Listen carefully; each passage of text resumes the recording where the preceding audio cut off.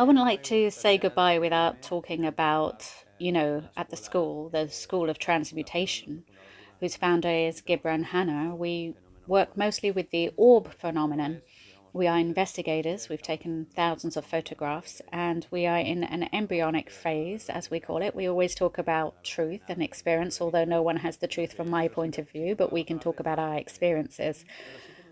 But I would like to know, and it's something I've always wanted to ask you, what is the dimensional plane they are in? What are they for you? We call them luminous entities of information. And through trial and error, we've understood that they send us messages via codes and symbols. We are now in a process of investigation of symbols. It's very interesting. We're still at an initial stage, but it's very interesting for us because they send us even numbers and codes. We also went through a phase of holograms, images. We have a link to a lot of these photographs on our website. But the question is for you. I want to know, what exactly do you think of orbs which we're capturing and more in photographs from your point of view? How are they? Where are they? What are they doing here? Well, as I said before about the Great Library, the Great Universal Library in the eighth dimension and so on is seen as a magnetic network. Well, it's indescribable, really. It's like a cobweb of funnels in all directions, really. Well, it's amazing, but in the fifth dimension, it's seen as a sphere.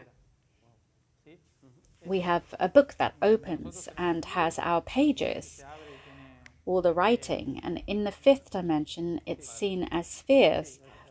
So all that data of information is like what the witches used to do with the sphere, and there was that data, a crystal ball, exactly, a crystal ball, yes. So all the information in the cosmos, in the universe, is seen and perceived with that shape from the fifth dimension. That's why they're like, I call them white cells, red blood cells, and neurons of the fifth dimensional systems. It's where all their genetic data of divinity is. But they're not entities. I mean, they are thinking beings, like, say, a master. They are the books that are there with all that information.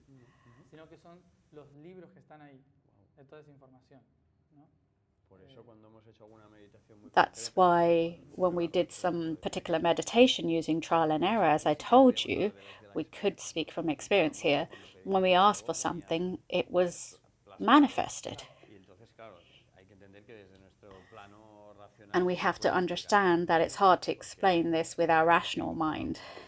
We were doing specific work around ages and particularly emotional levels of the person or very embedded patterns, and we received some numbers and codes which goes with what you were saying. It's where the information is. And finally, do they have anything to do with the crop circles that we see often at this time of the year in summer, especially in England? We've actually seen some, I was going to say, very attractive ones lately, well, very symmetrical. Do you think they have anything to do with the orb phenomenon? They are. It's something different. It's technology. It's their way of anchoring, downloading information, but from other beings. It's not from the fifth dimension. Right. But it's what they do is we read information in 2D. Right. It's still the way in which our conscious understands reality flat in 2D, studying, reading. So they send fifth dimensional information in 2D so that we can see it. Otherwise, we wouldn't have a complete vision of it. But, and we'll wrap up with this. Why don't they make it easier? I mean, I know those geographical models or manifesting those graphics are a way of giving us messages, but they're not that easy to decipher. Here is when the mind from various lines of thought comes into play. We have to unify all the ideas, but no one seems to agree. I would equate it to, say, getting a Swiss who doesn't speak Spanish to explain how economy works to an Argentinian. Yes, how do we interpret that? We're not going to understand each other. These methodologies are very different. We don't speak the same language. Their language is geometry, but ours isn't yet. We're still in this Tower of Babel languages, so we don't understand that geometry is the universal language, and they speak in a universal language. And why? Because when they convey it that way, an artist is going to understand it, a scientist is going to understand it, a professor is going to understand it. However, if it was a direct and concrete message, they would hide it and someone would take it somewhere else. But since it's this way, it's like, what a weird thing. What a weird thing, but it's here. Yeah, exactly. So it's not like they need to make it easier for us. They're already doing their best to make it easy, but it's just a completely different language. Geometry. The thing is, imagine if what they are looking for is for us to expand our consciousness and they give us the information in 2D in a book. We're never going to understand that either because we're always going to try and understand the universe from the second dimension. Yes, just like in a book. So what they want us to do is to amplify our consciousness. And they are the beings that are on another dimensional plane, or are we talking about, yes, they're in the fourth dimension. So we're not talking about other planets, other civilizations, other beings.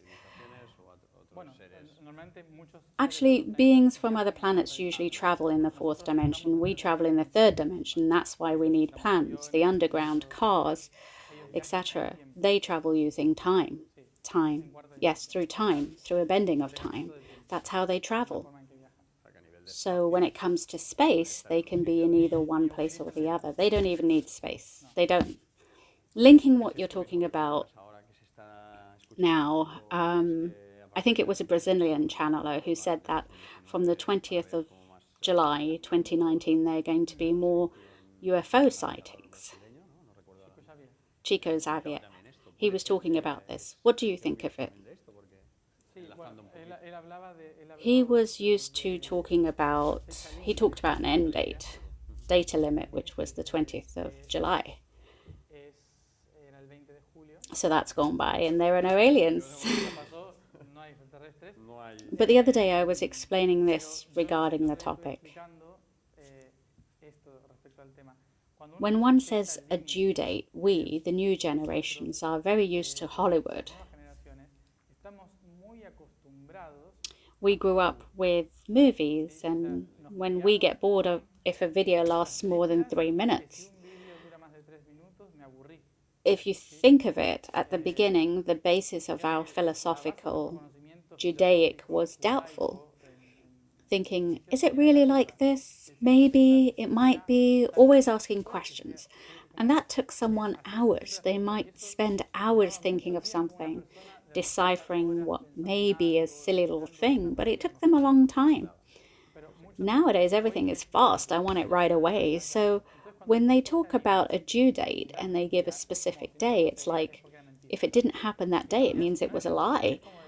And that's not really, it's not really like that. It's like saying, for example, I can tell you summer starts on the 21st of December. Not really, because it's winter. It does in Argentina because it's summer. It's a different perception, right?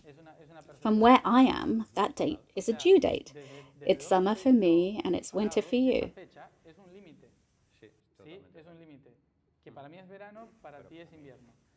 That's the first thing. We're in the same world, but it's totally different. And on the other hand, it starts to get cold earlier, true. Or it gets warmer earlier, depending on where I am. And then things happen. It might snow afterwards. But not on that particular day. Winter isn't on the 21st. It happens for 3 months. One can't say we're moving into autumn on this particular day. It's not like suddenly the leaves fall. So we're so used to having everything happen in an instant that we just limit ourselves. It's all a process. Great, we've taken longer than expected. We would be talking to you all day. I want to thank you for having been with us today. And I also really want to thank you myself publicly, and I'll wait for all of you in our next program. Matias, thank you for your attention and for having been with us. Thank you very much. Thank you to everyone.